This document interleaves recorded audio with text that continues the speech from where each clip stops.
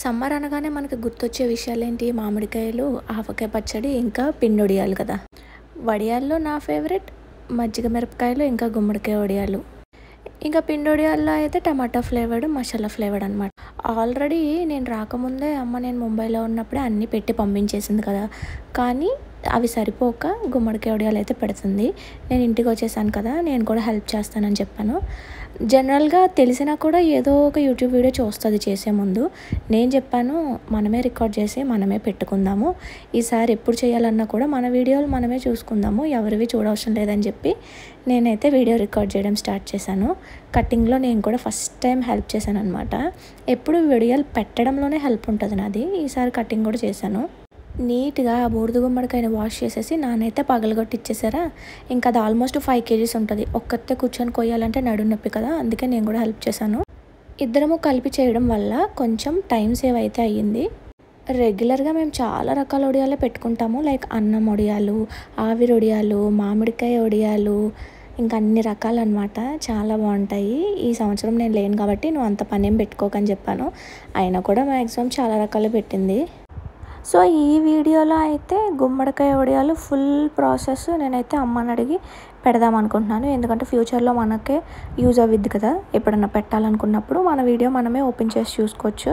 ఒక్కొక్కరికి ఒక్కొక్క స్టైల్ ఉంటుంది. మేము ఎప్పుడు ప్రతి ఇయర్ ఎలా పెట్టుకుంటామో ఇప్పుడు కూడా అలాగే పెట్టుకుంటున్నాము. నేనైతే అంతా అయిపోయాక లాస్ట్లో పెట్టడానికి పైకి వెళ్తాను, కానీ ఈసారి మటుకు ఫస్ట్ నుంచి లాస్ట్ వరకు చూద్దామని చెప్పేసి ఉన్నానన్నమాట. అన్నీ చూస్తున్నాను, అడుగుతున్నాను.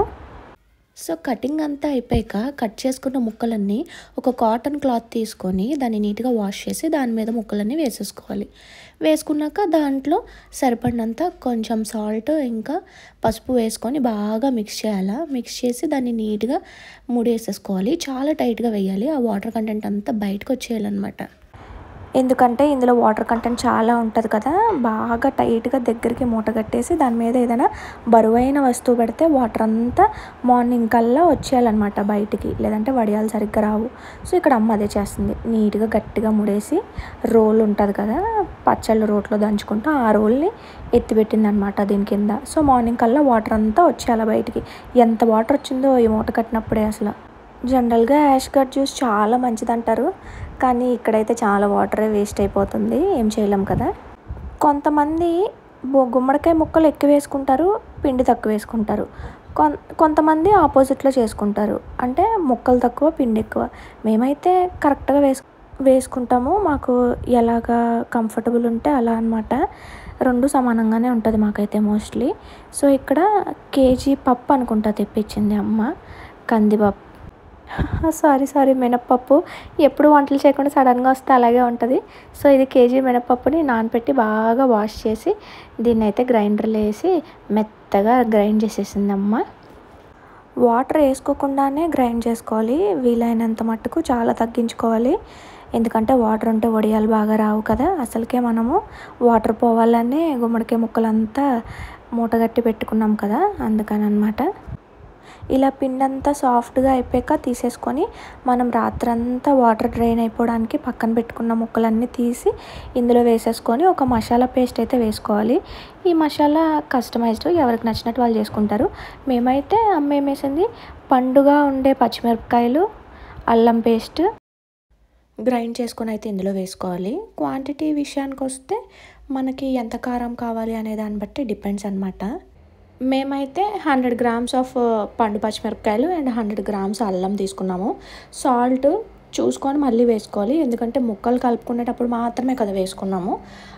సో కేజీ పిండిలో మనము మ్యారినేట్ చేసుకున్నాం కదా, సాల్ట్ ఇంకా ఉప్పేసి ముక్కల్ని అది మార్నింగ్ అంతా తీసేయాలా. నైట్ అంతా ఆల్రెడీ డ్రైన్ అయి ఉంటాయి కదా, తీసేసి మొత్తం అన్నీ మిక్స్ చేసేసుకోవాలి. మనం గ్రైండ్ చేసి పెట్టుకున్న పచ్చిమిర్చి అల్లం పేస్ట్, చెప్పాను కదా సాల్ట్ మళ్ళీ చూసుకొని వేసుకుంటూ ఉండాలి.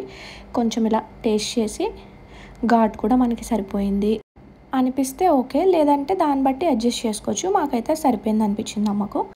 చెప్పాను కదా మ్యాక్సిమం వీలైనంత వరకు పిండి గ్రైండ్ చేసేటప్పుడు, అదే పప్పు గ్రైండ్ చేసేటప్పుడు వాటర్ అసలుకే వేయకూడదని. గార్లిక్ ఎలా అయితే టైట్గా ఉంటుందో అంత టైట్గా ఉండాలి. ఇవన్నీ బాగా మిక్స్ చేసేసుకొని మనము స్పైస్ లెవెల్స్, సాల్ట్ అన్నీ చెక్ చేసుకున్నాక ఇంకా వడియాలు పెట్టేసుకోవడమే. మాది ఇండివిజువల్ హౌసే కాబట్టి మేము మా ఇంటి పైన పెట్టేసుకుంటాము. చక్కగా ఇక్కడ పైకి తెచ్చేసుకొని ఒక షీట్ లాంటిది వాష్ చేసేసుకొని వేసుకున్నాము. దాని మీదే ఒక్కొక్కటి పెడుతున్నాము. యాక్చువల్గా చేతిలో జారిపోతాయి. పర్టికులర్ షేప్ అంటూ రావు ఈ వడియాలు, ఏదో ఎలా పెడితే అలా పెట్టేయడమే. సో ఇద్దరం కలిపి వడియాలు అయితే నీట్గా పెడుతున్నాము. మ్యాక్సిమం మేము 8:30 లోపే వచ్చేస్తాము ఏ వడియాలు పెట్టినా కూడా, ఎందుకంటే మళ్ళీ ఎండలో చాలా స్వెట్ అయిపోతాం, చాలా కష్టము. నేనైతే ఒక్కదాన్నే పెట్టేస్తాను, నాకు అలవాటే కదా ఎప్పుడు, నువ్వు రావద్దు అని చెప్పాను. కానీ అమ్మ లేదు నువ్వే రావద్దు, నేనే వెళ్ళి పెడతాను అని అన్నా కూడా ఇద్దరం వెళ్ళి నీట్గా జాగ్రత్తగా అన్ని వడియాలు అయితే చక్కగా పెట్టేసుకొని ఆ పేపర్ ఎగరకుండా అటు ఇటు బరువుకి ఏదన్నా పెట్టేసుకోవచ్చు అనమాట. ఇవైతే లోపల కొంచెం పెట్టేటప్పుడు ఇలా రౌండ్గా పెడుతున్నాం కాబట్టి లోపల కూడా ఆరాలి. అలా ఆరాలి అంటే మనకి ఎండ చాలా గట్టిగా రావాలి. బాగా ఎక్కువ ఎండ వస్తే 1 డేలో ఆరిపోవచ్చు, కానీ అది చాలా రేర్ కేసెస్. సో మోస్ట్లీ ఒక 2 డేస్, కావాలంటే 3 డేస్ అయినా ఎండబెట్టుకోవచ్చు. ఇలా ఈ రకంగా ఎండిపోయాక వాటంతట అవే వచ్చేస్తాయి అన్నమాట.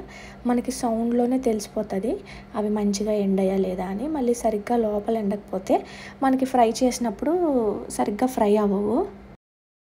సో మా వడియాలు అయితే మంచిగా డ్రై అయిపోయినాయి. ఆ రోజు అమ్మ పప్పు చేశారనమాట. సో పప్పు వండితే వడియాలు లేకుండా మేము అసలుకే లంచ్ కానీ డిన్నర్ కానీ ఫినిష్ అవ్వదు. సో ఇవి ఎలా వచ్చాయా అని ట్రై చేయడానికి ఇవైతే కంటైనర్లోకి స్టోర్ చేసేసుకొని కొన్ని ట్రై చేద్దామని తీసాము.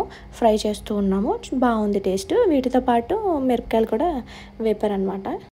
ఇవి మంచిగా డ్రై అయిపోతే ఆల్మోస్ట్ మనకి వింటర్ సీజన్, రైనీ సీజన్ అంతా కూడా పాడవకుండా చక్కగా యూజ్ అవుతాయి అనమాట. ఒకవేళ మధ్యలో డ్రై అవ్వకపోతే కనుక పాడైపోయినట్టు స్మెల్ వచ్చేసి అలా అయిపోతాయి. మాకైతే ఎప్పుడు అలా అవ్వలేదు, ఎందుకంటే చాలా సంవత్సరాలుగా మాకు వడియాలు పెట్టుకోవడం అలవాటు కదా ఇంట్లోనే. సక్సెస్ఫుల్గా గుమ్మడికాయ వడియాలు అయితే పెట్టేశాం.